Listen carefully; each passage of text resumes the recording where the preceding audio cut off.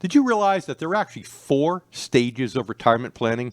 The question is, which one are you in now, and are you doing the right things for that stage? Stay tuned to this week's episode of the Retirement Income Source, where it's all about the income.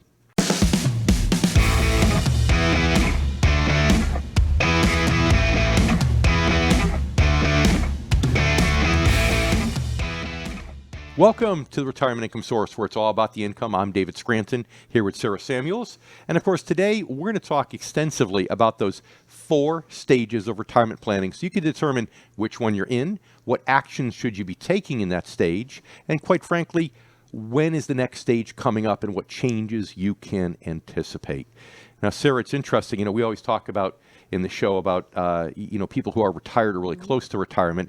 And 3/4 of those stages, right, 3 of the 4 stages are going to be about that. Right. But one of the stages is about the accumulation years. And I sincerely hope that even our listeners that are normally part of that retirement generation or pre-retirement generation stay with us, because they can learn some good things in this first segment, even if it's useful for their children or grandchildren, for those that are smack dab in the middle of that accumulation stage, as you are. That's right, Dave. Well, even if it doesn't apply to you, I'm sure you know someone and you can help with this information. And still, we're going to be focusing later in the show, like Dave said, about the part right before you retire and, of course, once you're in retirement and really the mindset shift that you need to have. But before we get started, Dave, how has your week been? I know last week we had our big conference, our big meeting. Have you recovered since then? Yeah, it was exhausting. It's always good, but we had and if those of you who don't know what we're talking about, we had our conference for all of our income specialists around the country.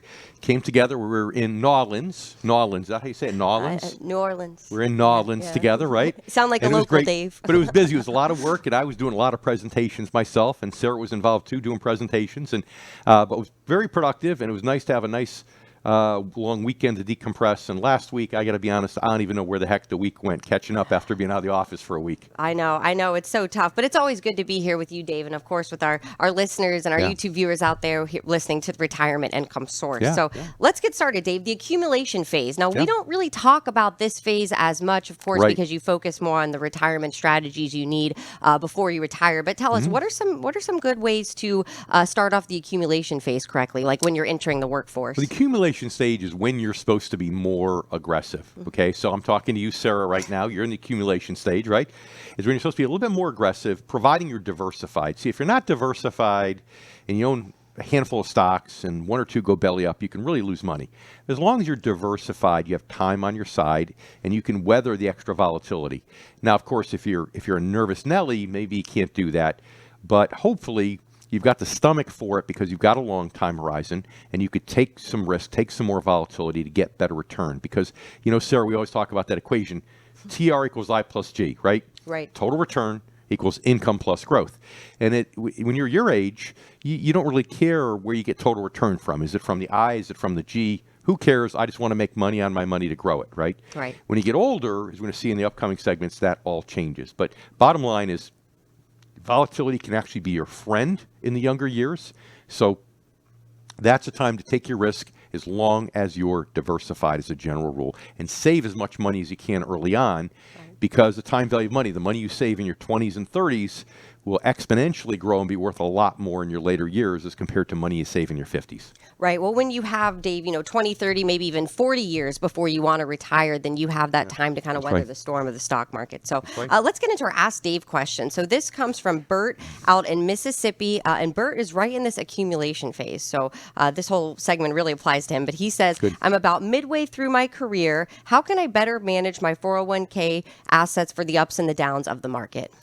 Okay, well, Bert, if the ups and downs of the market, he said, all right, well, so the basic answer, Bert, is if you're in the middle of those accumulation years, it's okay to you're being, hopefully, if you have the stomach for it, and I hope you do, primarily stocks over the long run, over every 20-year period in history, the stock market's outperformed almost everything else. So you can be more aggressive if you have a 20-year time horizon to retirement and be diversified. So you might want to have some in large company, some in smaller companies, some in international, be diversified. So not just be diversified in a fund that has a bunch of stocks, but be diversified in different parts of the stock market. Now, when you said the ups and downs of the markets, Bert, you made me nervous. I think what you're talking about is market timing. And you don't want to try to be a market timer. Some of the smartest minds on Wall Street can't do that. So stick around for the rest of this segment. We're going to talk more, Bert, about other strategies that are useful at your stage of accumulation. And Bert, thank you so much for sending in your Ask Dave question for Dave to answer on the show. And if anyone out there has a question that you'd like Dave to answer, whether it's about retirement or your finances, anything that you'd like Dave to answer on the show, all you have to do is send us an email at askdave@retirementincomesource. That's SOURCE.com. And thank you for spending your weekend here with us on the Retirement Income Source, where it's all about the income. I'm Sarah Samuels, and I'm here with Dave Scranton. And today we're talking about all of the different phases of really your career and how you can look at each phase to make sure that you're set up to do what you need to do in each phase. So we're talking a little bit about the accumulation phase, which is unusual for us because Dave usually focuses on the later stages. But we just answered a question from Bert about how he can better manage his assets, like the 401k. So, Dave, what are some other ways that you can maybe do a good job in the accumulation phase? If you're a younger person, if you're looking to make as much money as you can. So the first thing is to try, and I alluded to this when answering Bert, but it's try to resist Madison Avenue. Okay, try hard, strong advertising power. You know, you're young, you get out of school, you want to buy things and everything, but those are the most important years to save. You know, I had a study, Sarah, when I started in the business at age 21 actually, and I had a study I did where if you put $2,000 a year in an IRA, because that was all you could put in back then, between 21 and 30, so you put it in the IRA for like 9 years, compared to the person who waited till age 30 and started putting money in the IRA. So one did it for the first 9 years, the next person really made these contributions for the next 35 years. Okay. Guess which one had more money at 65? You would think the one that's have the 35-year one, You right, think Dave? so, right? Yeah. But those first 9 years were more powerful than the latter 35 years. So resist Madison Avenue, save money, make sacrifices early on in your life. Believe me, your lifestyle in your mid and later years will be so much better for it. You won't have to make sacrifices in your 50s because you're scrimping to save for retirement. So that's option number one. Number two, tax deferral. Whenever you can put money in 401ks or 403bs or deferred comp plans, you're getting several components of tax leverage. Number one, you're putting pre-tax dollars in, right? So you would have taken home 70 cents in your paycheck, Sarah, but now you don't have to pay that tax. So now a whole dollar, your 70 cents and the government's 30 cents is going into that plan. Then all that money is growing tax deferred during your accumulation years. You don't have to pay tax when it goes up in value. So use tax leverage if you're younger, okay? Next, please don't stop contributing just because the market goes down.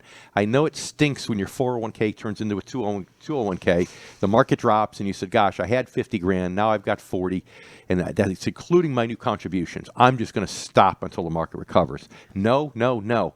The most powerful thing you have going as a younger person in your accumulation years is dollar cost averaging. By putting the same amount of money in every year, what happens is simple.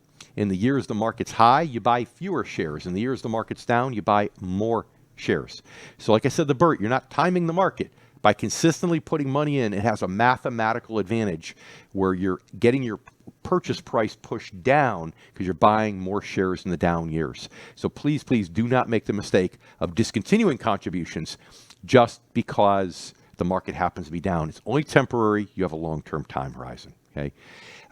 So those are the major things. You know, contribute early, contribute as much as you can, take advantage of tax deferral whenever you can, and take advantage of dollar cost averaging. And those are the years to be more aggressive, take more risk, providing you're diversified, providing you have the stomach for it.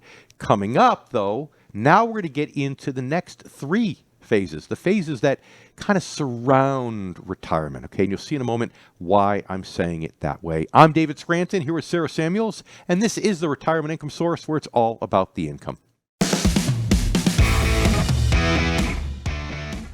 Welcome back to the Retirement Income Source, where it's all about the income. I'm Sarah Samuels. I'm here with Dave Scranton. Today, we're talking about the 4 different stages of retirement. So we briefly talked about the accumulation phase, which is when you're first really starting out in the workforce and getting your feet under you and what moves you should make, including contributing to your retirement accounts. But there are 3 other stages that are extremely important, including this stage, which is really the transition years. So this is the part of your career, sort of the end part, the 10 to 15 years before you plan to retire. So Dave, what do people need to know about this stage, and how is it different from the accumulation phase? Yeah, it's different because it's it's the transition period. Yeah. It's moving throughout the transition period. Like say 10 or 15 years leading up to retirement, what's after the transition period? Well, it's the income period. It's the early years of retirement, right? Which we'll talk about in a moment. But you don't, bam, snap your fingers and go from, total return focused, not even caring about how much comes from the I versus the G, the income versus the growth, to all of a sudden being income focused, right? That's got to be a gradual transition.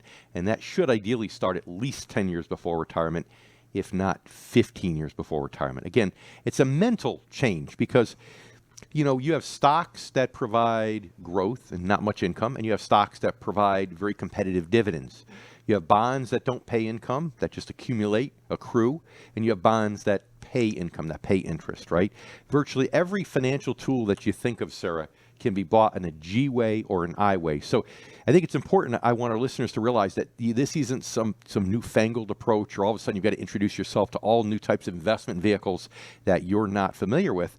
It's the same things that you're used to during the accumulation years, but it's a philosophical change. It's picking different investments in each appropriate asset class. Yep. And Dave, this phase sort of reminds me of when they invented the concept of the yellow light, right? When it comes to the stoplights. Like they start out with green and they had red, and they realized that was causing a lot of problems, right? So you needed an in-between light, like the yellow light, to kind of make that transition. And that's sort of what this phase is, That's a great analogy. I've never heard you say that. I just thought of it, actually. Yeah, I'm gonna steal You're that. gonna steal it? I hope you don't mind. Yeah, I'm gonna call it mine. No, I love it's it. awesome because it really is true. With that yellow light, you've got to make that decision. Do I stop? Do I have enough room in front of me? I can step on the gas. Can I go? Do I have a fast enough car that I can get through in the yellow light? Or conversely, people, I love it. The people down here, this happens in Southern Florida all the time, right? Where, the people here, as soon as the light turns yellow, they slam on the brake, right? They completely forget that they have two choices when the light turns yellow. They can accelerate or step on the brake. They choose the brake, and they almost cause an entire chain reaction collision. So it's important to assess during that period where you are. Part of it has to do with, do you have enough points to win the game of life? Do you have enough assets? And the closer you have to having enough assets, the earlier you should make that transition. The further you are, then maybe you need to push it back a little bit. But the more you push it back, you take a risk because, we have a market drop and you might have to postpone retirement. Yeah. Well, let's hear from one of our listeners. We have Candace out in Tennessee, and Candace is also right smack dab in the transition years. She says, I'm in the transition years, but I feel like I'm really behind the 8 ball, and I think I should be more aggressive in my strategy. So, Dave, what do you think? Okay, well, Candace, first thing is to really assess whether you are behind the 8 ball. So, for example, if you're really good at generating income, you should be able to generate in a portfolio 5% or more net of fees, generating income in a more stable approach. So you have to look at not how much that money can grow to over the next few years as a lump sum. Because remember, the lump sum doesn't matter as much anymore. Total return doesn't matter as much anymore for most people because you're approaching retirement. Retirement's all about the income, like we say every week. So Candace, if you figure out, okay, I've got X amount of dollars, and if I can invest that at 5% interest, that'll bring me Y amount of interest right now. So let's say you've got $1 million, it'll give you $50,000 a year. It's probably more than what you have. That's a round number, right? Then you say, okay, I want to retire in so many years in the future. So if that $50,000 gets reinvested, it'll grow at 5% a year. So a year from now, it'll be $52,500, then it'll be 55, then it'll be 57, then it'll be 60. And then figure out what the income is likely to be at your targeted retirement date. You may need the help of an income specialist to do this, but once you do this, now you can really determine if you're behind the 8 ball or not, and you might be surprised to find out that you think you are, but you're not. What if you are behind the 8 ball? Well, then maybe you do need to be more aggressive. Then maybe you need to be more total return focused and grow your money more. The risk, though, is what if you get stuck in the backdraft, right? The first 13 years of the century, Candace, the market was underwater. That means that if it happened once, Sarah, it can what? Happen again. It can happen again. And it That's will right. happen again, most Eventually, likely. that's right. So it means that you might say, I have nothing to lose, I'm going to roll the dice. The only negative about that, Candace, is that if you really want to retire at a certain date and we get another major market drop, you may be forced to postpone retirement. But the first step is determine if you really are behind the 8 ball. You might be surprised. You might not be. Yep. And like you said, Dave, this is something that an income specialist can help you with. So, Candace, you can check out retirementincomesource.com to find an income specialist in your area. And thank you so much for sending in your question. If anyone out there has a question you want Dave to answer on a future show, all you have to do is send us an email. The email address is askdave@retirementincomesource.com. And you're listening to the Retirement Income Source, where it's all about the income. I'm Sarah Samuels, and I'm here with our host, Dave Scranton, as we cover the different stages of retirement. So we talked a little bit about accumulation. Now we've talked about one of the most important stages, really, which is the transition years. And those are the years 10 to 15 years before your target retirement date. So one of the biggest things, Dave, that you touched on, I think it's important to kind of to make sure our audience, our listeners, that they really understand this concept of reinvesting inside your portfolio when you don't need the income, taking that money, reinvesting it so you end up having more when you do retire. I think a lot of people miss that. More income, not right. Not more net worth necessarily, Correct. but the more income. And how Correct. that works. So if you can kind of just explain it a little bit, because I think it's an important point. Well, first thing you have to ask yourself, what's the purpose of this money, right? If it's to make a big lump sum purchase down the road, well, then you have to be total return focused. Or maybe it's to leave a big legacy, you have a huge pension, you don't plan on touching the money, then it can be total return focused. But if this is money that you plan to use for income to replace your paycheck, then it's a different story. If that's the case, then you don't want to focus on the lump sum, you want to focus on growing the income. And how you can securely grow the income is by getting more income today and reinvesting that income. If you try to reinvest that income through growth or capital appreciation, you're rolling the dice. And again, if we get a repeat of what we saw at the turn of the century, God forbid, you can end up pushing your retirement goals back. But you don't have to give up growth. See, here's the thing. Yes, you can always get a little bit more income, a little bit more of the I if you're in things that are more bond and bond-like, right? But even, for example, in the stock market, you can get a 5% or nearly a 5% income stream, a 5% dividend, if you know what to do for investing for income in common stocks. So you still have the growth potential of the market, but you've kind of sort of locked in your income. Now, you haven't literally locked it in. It's not FDIC insured, right? But the point is that you made the transition without giving up the growth potential. If you're the conservative type and you really don't even want to take the risk of the stock market anymore, what if companies cut dividends, or what if the market has a long drop? Well, then, okay, you can get into bonds and bond-like instruments, which, Sarah, as we talk about every week, for the first time in 15 years, bonds and bond-like instruments are giving a respectable interest payment. That's right. Yeah, they're actually providing a lot of opportunities for people out there. And I think, Dave, that they've gotten a makeover, right? They become trendy again, kind of like middle hair parts and bell-bottom jeans. Everything goes around, it comes around, and now the kids think they invented it all these days. All the bonds and bond-like interests have had a 15-year headwind. Yeah. And finally, that headwind has stopped, and at some point, it's going to turn into a tailwind. So a really good time for you conservative folks in those transition years. If you want to be conservative, to consider, hey, just maybe I don't want to be in the market at all. Maybe I want to get out and get more income. Yeah, it's a good time to make a change. And again, that's why I want to make sure everyone's aware of our website, retirementincomesource.com. We have a lot of advisors all over the country, so we might have someone, and you're part of the country, if you'd like to go in person and talk to them and see what they can offer and why it's different. And here's the thing, Sarah, too. It's important for all of our listeners here to know that don't expect your financial advisor that's tried to do the planning up to retirement to come to you and say, okay, now it's time, you're in the transition period, we need to make these changes. Don't expect that. You've got to be proactive, okay? I went to the doctor last week because I had a couple things in my skin I was uncomfortable with. They burned off 4, they froze off 7.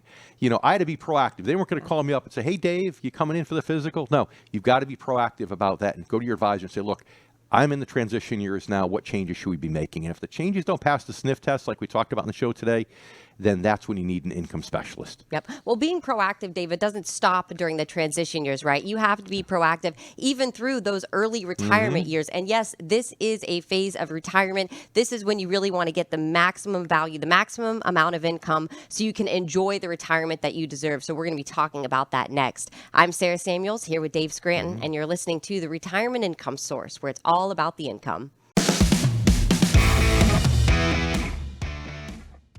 Welcome back to the Retirement Income Source, where it's all about the income. I'm Sarah Samuels, and I'm here with Dave Scranton. And thank you for spending your weekend here because we're talking about a really important topic, and that's the 4 different stages of retirement. So the first stage is the accumulation phase, which is not something we really talk about. Dave, what are you doing? Are you trying to hitchhike here with your thumb stuck in the air? I'm counting on my fingers. That's Oh, how we. you're- That's oh, how my we. 4. That's how we Okay. financial advisors count. Got it. Okay. Just don't all go right. over 5. I'll have to take a sock off. Oh, yeah, we don't want that to happen. Oof. All right, so number 1, we got the accumulation phase, which is how to make sure that you're growing your assets and how you really don't mind where your assets come from. You're worried about total return. The second phase is that transition phase, right? The yellow stoplight, and that's the 10 to 15 years before you want to retire and what you should be doing at that phase of life. But now let's talk about the fun part, right? This is the early retirement years. This is when you should be having the most fun. You should be enjoying your retirement. So how do you make that possible, Dave? Okay. Well, it's interesting because when we talked about the transition stage, we're talking about people transitioning maybe in their 50s, and I don't know if you're in the state of California and you're transitioning. That's got a different They're definition. encouraging them to transition their kids at a very, very young age. So we're transitioning in their 50s. So I want to make sure everybody's clear what we're talking about here with transitioning. It's different from the state of California. What was the question? I'm sorry. The I was too go-go busy years. focusing on counting, and I lost track. Yeah, you lost track of what was going the on go-go here. years. The most important thing with the go-go years is don't fall in the trap that most accumulation-based advisors, most, quote, retirement planners utilize for how to generate income in retirement. Most retirement planners who are trying to generate income in retirement, what they're doing is they are actually using what I call the withdrawal method, right? So they accumulate money and they say you can withdraw 3% of your account per year, 4% of your account per year, and and you probably won't run out of money. So if you have $1 million, you could take $40,000 a year and it should grow back or maybe even grow in the future. That sounds great in theory, but the problem is whenever you're using any kind of withdrawal method, which is what advisors do mostly when they keep you in exchange-traded funds or they keep you in mutual funds, right? The tools that you had during your accumulation years, when they keep those into the income years, the early go-go years, then usually they're using this withdrawal method. And what they're really doing is they're saying, look, we're going to withdraw principal and we're going to hope it grows back. And 90% of the time, if you back test it throughout history, it probably does. But the thing you have to question is, what if you're part of that 10%, right? Take you and 9 of your neighbors and say, which one of the 10 of us are part of that 10% minority that's going to run out of money before you run out of life. And that's the problem with any withdrawal method is if the markets turn adverse or if you live much longer than you thought, you can be penniless while you still have breath left. And you never want to do that. Studies show that baby boomers are more afraid of running out of money than they are even physical death. The only way to comfortably retire and have peace of mind is to only live off the I. If it's not coming from the I, from the interest and dividends, you shouldn't be spending it. Live off the I and keep the principal intact, because when we talk about the later retirement years, you're going to find out you might just need that principal. Yep. And when you're transitioning, Dave, you're 10 to 15 years before retirement, that might be a time to actually transition your advisor as well, like you said, from someone that helped you get there versus someone that can help you, an income specialist, to help you get through retirement. But let's get into our Ask Dave question. So we have Ashley in Nevada, and she's convinced, so this is good. Ashley's on board. She says, I want to go to income, but how do I know the right asset allocation between income generating stocks and bonds? Okay, Ashley, great question. So you're in those early retirement years, those go-go years. How do you know the difference? Well, there's a couple components of it. First is how much income you need versus how much income you want in retirement. And the second one, frankly, is your personal risk tolerance level, which you cannot ignore, right? So if you sit down and you think about how much you need to live the same lifestyle you had before retirement, that gives you an I need income goal. Then you think about all the things that are going to be you're doing in retirement to fill all that extra free time, which means you're going to need more. Okay, so I need is, okay, how much money I need to live the same lifestyle I had pre-retirement. And then I want is, okay, how much extra is it going to cost me to do all these additional things to fill those 9 or 10 hours a day that you spent working and commuting and so on. Now, what some people do is they'll use bonds and bond-like instruments to fill the I need goals, right? Because they know that with common stocks, although healthy companies tend to grow their dividends over time, sometimes things turn bad and they can cut their dividends, right? So as a result, they say, I want to get my I need goals done through Social Security, pensions if I have them, and through bonds and bond-like instruments. Then for the difference between I need and I want, I can put that in higher dividend stocks and let that grow. It probably will never get cut, but if it does, at least it doesn't cut into the bone of my basic expenses. Okay. Now that's the math side. That's the left brain side. But actually, there's a right brain side to it too. Is are you going to be curled up in a fetal position? You know, or I should say it this way: at what loss on paper could you withstand on a percentage basis before you crawl up in a fetal position and are stressed out by it? So if you have $1 million, how would you feel if it went down to 900? How about if it went down to 800 on paper? What if it was 700? Find that pain threshold. When you find that pain threshold, then you can back into how much you should have in higher income paying bonds versus higher income paying stocks. The higher the pain threshold, where it's like, I can only lose 10%, you might need to be mostly bonds.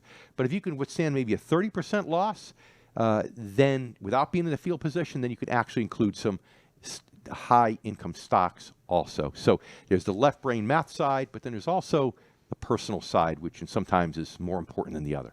Yep, well, very true. And Ashley, thank you very much for sending in your Ask Dave question. And if anyone out there wants to email us, maybe send a question to Dave and he can answer it on an upcoming show, all you need to do is email us. Again, the address is askdave@retirementincomesource, SOURCE.com. And thank you for spending your weekend here with us on the Retirement Income Source, where it's all about the income. I'm Sarah Samuels, and I'm here with Dave Scranton, and we're talking about the different phases of retirement and what you really need to be focused on in each phase. So we've talked about the accumulation phase. We've talked about the transition years into retirement. And really the phase we're talking about now is the early retirement years. And the this fun is part. The fun part, right? This is what you've waited your whole life to do, to spend the money, to have fun, to travel, to do all the things you didn't get to do while you were working. And Dave, you've talked a little bit before in the past about how it's important to be going towards something as opposed to folks that are retiring to get away from a bad job or a bad boss, and how it's about transitioning your mindset or making sure you have the right mindset. Yeah, when most people retire, they might have 10, maybe if they're lucky, 15 years of go-go years left. So you're going to want to do all these fun things, and that's why you need extra income. You know, don't skimp because the go-go years won't last forever. Right. So, and that's important. But what's also important is to have an inflation hedge, right? So you want to live off only the income, and either you've got to have some money on the stock side because you have enough assets to do that and maybe take a slightly reduced income. Again, higher income stocks, higher dividend stocks, right? So you get some growth, some inflation hedge there.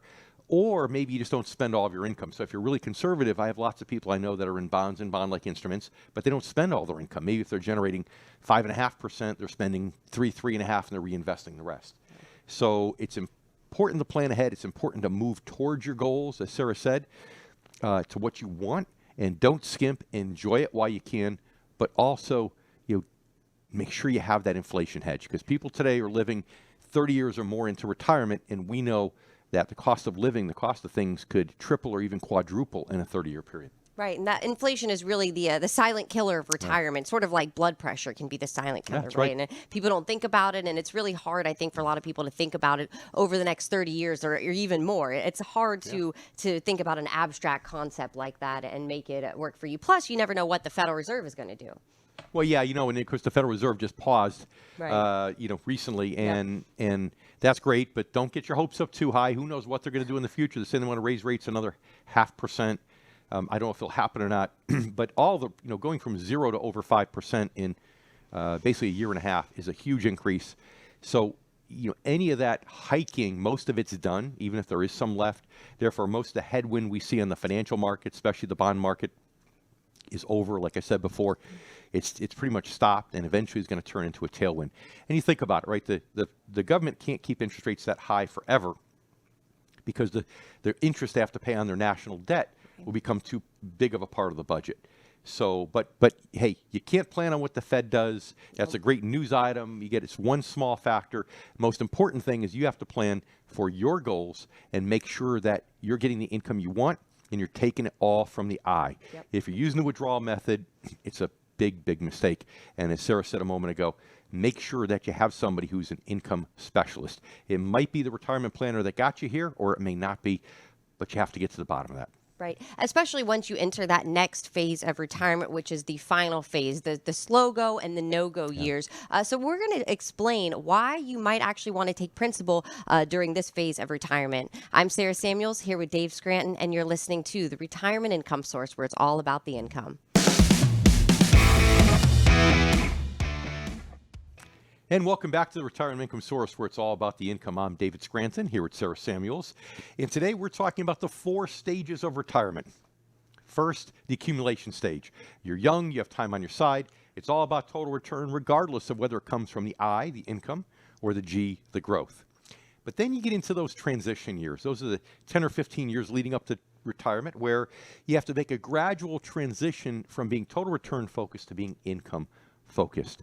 Then finally, you get the grand prize, retirement, right? And you go into the go-go years, the early retirement years, where it becomes about income, making sure that you get all of the income that you need or want in retirement from the I without taking anything out of principal. We also discussed how to determine how much to put in bonds and bond-like instruments generating income versus high dividend stocks. But you know, it happens to the best of us. We get to a point where we slow down and we don't want to do all that stuff anymore. Or maybe we can't do those things. Or even if you want a free trip, you might not want to take it, right? You might think my expenses are going to go down. Isn't that great? Well, not so fast. Because at the same time, your expenses are going up. So really, you're just filling the gap. Everything that went to travel and fun things is now going to medical and care and things like that.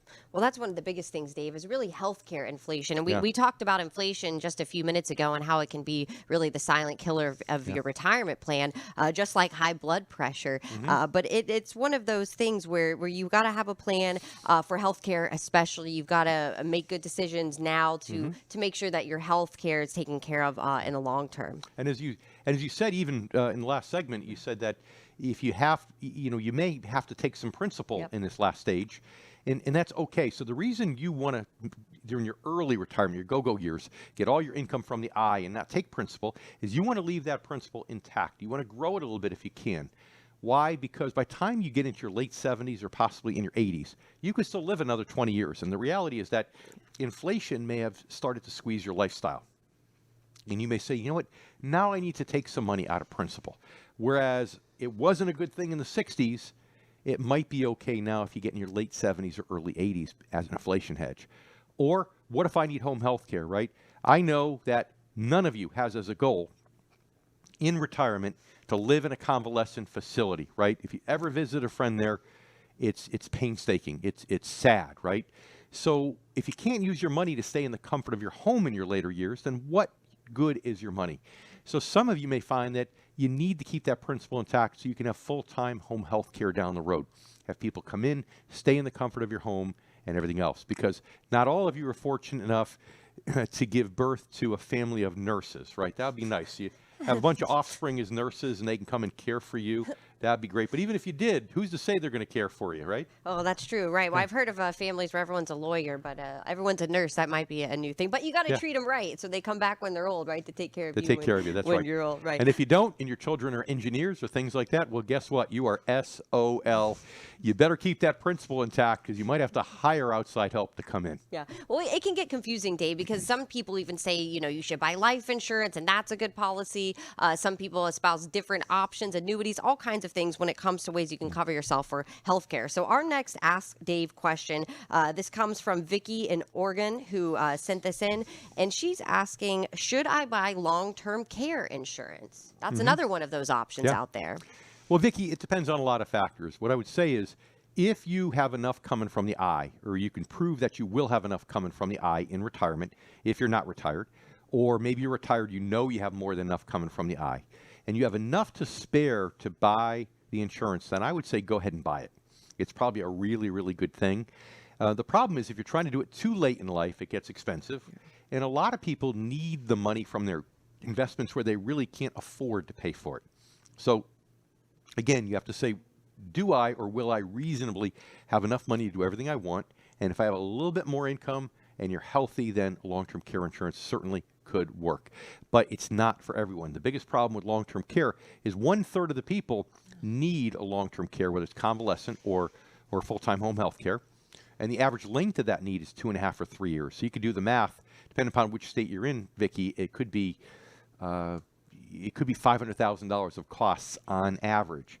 But here's the thing: there's only a 1/3 chance it happens, which means there's a 2/3 chance that you pay all the money in, and you'll never need it. But I guess that's what insurance is for. Yeah, it's kind of the concept of insurance, right? Yep. You hope to never need it. So, Yeah. Vicky, thank you so much for sending us an Ask Dave question. And if any of our listeners or even our YouTube viewers out there have a question that you want Dave to answer or something you want to send in, all you need to do is email us. And you can email us at askdave@retirementincomesource. That's SOURCE.com. And we appreciate, again, you spending your time here with us on the Retirement Income Source, where it's all about the income. I'm Sarah Samuels. I'm here with Dave Scranton, and we've had a jam-packed show talking about things we don't even normally talk about, right? Like the accumulation phase, Sure. And then mostly, of course, the transition phase, which is one of the most important phases of your whole retirement plan, and then your early retirement and why that should be fun, and the ways how you can make sure it's fun by not taking your principal and leaving that principal intact versus the not so fun years. You know, when you slow down a little bit, the slow go and the no go years, and why you may need to take principal in that case. But Dave, a lot of advisors out there, a lot of these financial influencers, they have different methods for healthcare insurance. Like I've heard one of them mention life insurance as a potential option. Do you think there's any benefit to that, or is it the same thing as long-term care insurance? Sure. You have to have, it's just life insurance with a long-term care rider. Yeah. So sometimes you have to buy more of that, get just a rider in order to get the same long-term care benefit. Yeah. But the whole concept is that if you die, the money maybe times 2 goes to your heirs. If you live and you want the money, you can always cash it back out and get your premiums back, in essence.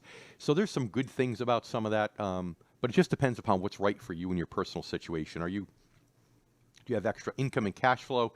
You could pay for traditional insurance, or do you not, but you have additional assets that aren't generating income that you can use maybe for a lump sum life insurance purchase. Yeah. But you know, here's the thing. Extra income could be used for good things, right? Some people might be thinking, well, okay, what if I get older, don't want to travel, but now I don't need it for healthcare. I'm healthy. Now I have this extra income, right? Well, think about what income could do. Income is a renewable resource, right? And by the time you get to that point in life, you're not materialistic anymore. In fact, for most of you, by the time you get to your transition years, you're not materialistic. It's all about life experiences for you and your family. It's all about time together, right? So you don't feel like traveling? Well, guess what? Take that income and write some checks every year to pay for your whole family to come and see you, right? If you don't want them all staying with you, you don't have enough bedrooms, great. Go rent Airbnbs all over your neighborhood and put them with you. Pay for their flights, right? It's all about quality time with family. That extra income could go into a 529 college plan for your grandchildren, right? It can be used to help fund that, which I'm sure your children will appreciate with the cost of college skyrocketing over the last several decades. So again, there's lots of nice things you could do. And if you've done that, or you don't need to do that because your kids are doing great financially, well, then you can give more money to charities, right? Think about that extra income. Well, okay, I believe in this cause. Great, let me give money to that cause. So it's a renewable resource that can be used for something, right? Even if you don't need, let's say you have solar panels on your roof, Sarah, and okay, you have a warm season, and not really here in Florida, but let's say you're in another part of the world and you have a warm winter and you don't need all the energy. We could sell some of it back to the electric company. Yep. Maybe send some of it over to your kid's house if they live next door. It can have some good benefit. Why? Because it's a renewable resource. And same thing is true with income. Yeah. Well, I don't think anyone has ever complained about ever having too much money, right, Dave? It's never a problem. The number one fear of most Americans that are in the baby boomer generation, number one fear is running out of money before they run out of life. So I don't think people are worried about if they have too much. But like you said, you should utilize it. Figure out what you want to do. You want to build a legacy, contribute to college funds. There's all kinds of options. That's true, Sarah. But for those people in the transition years planning for retirement, they always, they start thinking too small. They think about, what do I need to get by to pay my bills in retirement? And you didn't work your entire life to just get by, right? This is a new phase of your life. It's exciting. It's something you should be looking forward to. And don't be afraid to think big about what you truly want to do. Not just for yourself, but also for your family, for everybody else. Again, it's great. People, we talked about these later years, right? Well, most people, they leave money to their kids in a will. Well, if I've got this extra income and I'm healthy and I don't need it, but I'm not going to spend it on frivolous things like I did maybe in the go-go years, well, great. Then maybe I just gift money to my children and grandchildren, right? So I can watch them enjoy it, right? I don't have to wait till I'm 6 feet under and read my will and then all of a sudden inherit it. So that's all money that can be used for positive causes. So I really encourage people to think big, dream big. And if you're already retired, and maybe the first few years of retirement, you kind of just got by, you're stuck in COVID and those limitations. Now it's time to re-dream what you want retirement to look like and to get the retirement that you deserve. That's the bottom line. And if you enjoyed this episode, I hope you share it with your friends. And all you have to do is go to retirementincomesourceradio.com, and you can find this episode and all of our past episodes there. It would make us very happy if you did that. But most importantly, it would make us very happy if you're here with us next week. I'm David Scranton here with Sarah Samuels, and this is the Retirement Income Source, where it is always about the income.